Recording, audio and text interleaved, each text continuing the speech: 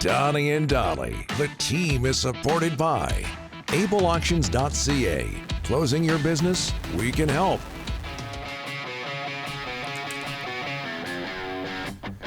Canucks at Tampa Bay tonight. All of our guests today, including Jamie McLennan, Noodles, standing by, sponsored by Basant Motors. You're invited to the biggest sale of the year, the Basant Motors Anniversary Sale. It's back. Check it out at Basant Motors, BASANT Motors.com. Joined now by Jamie McLennan, who's on a train from the airport to downtown Toronto. He's been kind enough to join us despite his busy schedule. Jamie, thanks for doing this, sir. How are you? I'm good. How are you guys doing today? Good. How's that train? When I was in Toronto for several times, they didn't have a train out to the airport. Is that something fairly new? Somewhat new, yeah. It's called the Up Train. It's pretty exciting. I take it, if I have to go downtown to a Leaf game or something like that, I'll drive to the airport because I live close to the airport in Toronto, and then take it down. It's a pretty straight shot. It's easy. You don't have to pay for parking downtown, and it's always on time. That's one thing. You never know with traffic. You know Vancouver traffic, same thing as Toronto. It's the same thing. So it's good. You know, if it cuts out, it's because we're in a tunnel or something. But so far, so good. I think it's good. First interview on a train. There you go. Very nice. First time for everything. Hey, Artur Silovs is scheduled to get the start for the Canucks tonight against Tampa Bay. But I want to focus on the Canucks' other goaltender, Kevin Lankinen. He's been impressive so far. He was impressive in his first regular season start for the Canucks against Philadelphia. How much do you know about him, Jamie? I know enough that I know there were other teams that were coveting him. And it was weird that he was a late signing. He almost fell through the cracks because I can... Personally, I won't say the teams, but I know of two teams that I talked to that were looking at goaltenders, and he was high on their list, but they ended up going with somebody else. The bottom line is this guy can play. Good demeanor, good feet. I think he's got good movement in the net. I think I told you guys, it was a couple of weeks ago, that I liked him for the Canucks. In the absence of Thatcher Demko, Sheloff is a young guy who doesn't have a lot of experience. Lankinen can give you NHL goaltending. And, with Demko out and maybe an extended period of time, that tandem at least gives you a little bit of confidence because it's not like Lankinen's a 500-game guy, but it's not like he's only played 5 games in the league. He's a proven guy, and to me, I think he's going to give you good minutes. And all you need is league average goaltending right now. I called an 8-7 game yesterday in Ottawa, which was LA Ottawa. There was no league average goaltending there. It was I felt bad as a goalie hugger. My heart hurt. But the bottom line is I think Lankinen will give the Canucks the type of goaltending they need, and it allows Sheloff to grow a little bit so he doesn't have to be the guy every night. Yep. Hey, Jamie, I don't know, 10 games, 20 games, or in the case of the Canucks, 2 games. At what point does an NHL team get worried about a poor start to the season? Depends on what team you're talking about. I mean, if you're the Colorado Avalanche, they've won before. If you're the Edmonton Oilers, you saw what they did last year. So I watching Edmonton play, they look disinterested right now. And you know what? I would be concerned if their top players were playing well and they just didn't have the depth. I think their best player has been Arvidsson. He's played very well. He's just trying to settle in. He's a little bit snake bitten, but their top players haven't even turned a wheel yet. They're circling. They're missing hits. They're not really engaged. They're missing open nets and hitting posts. And to me, Edmonton's kind of the same as they started last year. They're a good team. I actually had a good conversation with Warren Fogle yesterday, who had left the team. He's going on to LA, and I said, "Your former boys are struggling," and he just kind of chuckled. He goes, "I'm not worried about those guys. They know how to play." Those two teams are 0-3 to start. Get their save percentage. I think they're last in the league. It's terrible, but there's lots of deficiencies there. And both of their teams,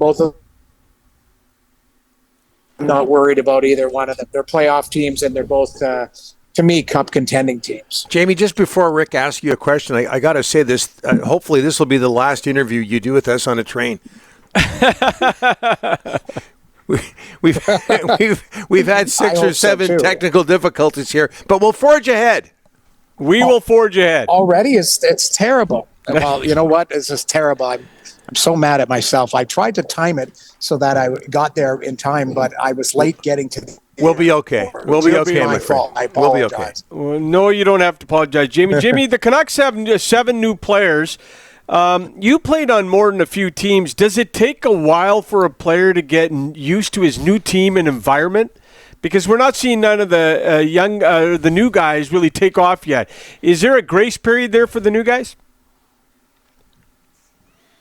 Yes, not only settling into the city, but just, living the lifestyle. But it's a new system. It's developing chemistry with teammates, just feeling comfortable, honestly. And that's with everybody. And sometimes it doesn't just take a month. It might take a couple months to feel comfortable, develop trust from the coaching staff. There's just too many things that factor in when you are new to an organization. And especially if you have a big turnover, like you mentioned, 7 or 8 guys, then not all of them are going to settle in immediately. It'll take a little bit longer.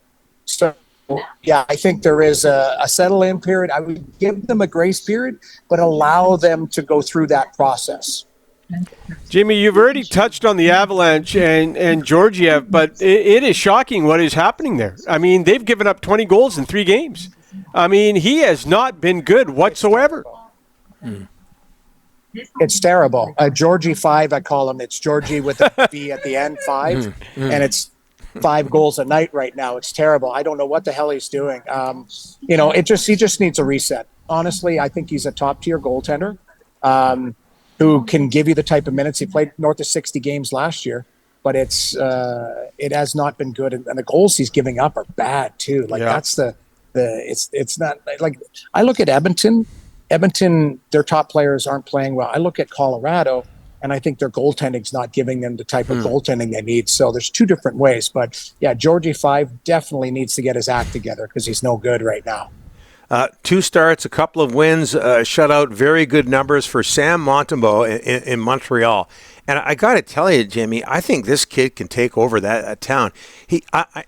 I should talk, but he doesn't look like he's in the best shape in the world. And guys like that, and you're laughing, guys like that people tend to fall in love with him. What are your thoughts on him as a goaltender for the Montreal Canadiens?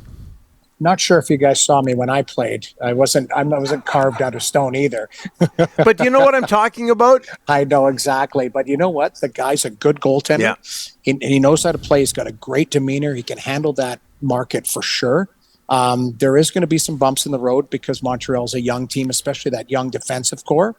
But Montembeault, I really like him as a goaltender. I think he's settling in and finding a home as a number 1. They got Caden Primo there, so there's not really a safety blanket in Jake Allen there to help that process along, but it's Montembeault's net, and I think he's played really well. Even last night, they got away from them, but he's a good goaltender. I really like what he brings to the table. And you're right, he's not a fitness freak, but you know what? He's in shape to be a goaltender, and that's a different type of fitness.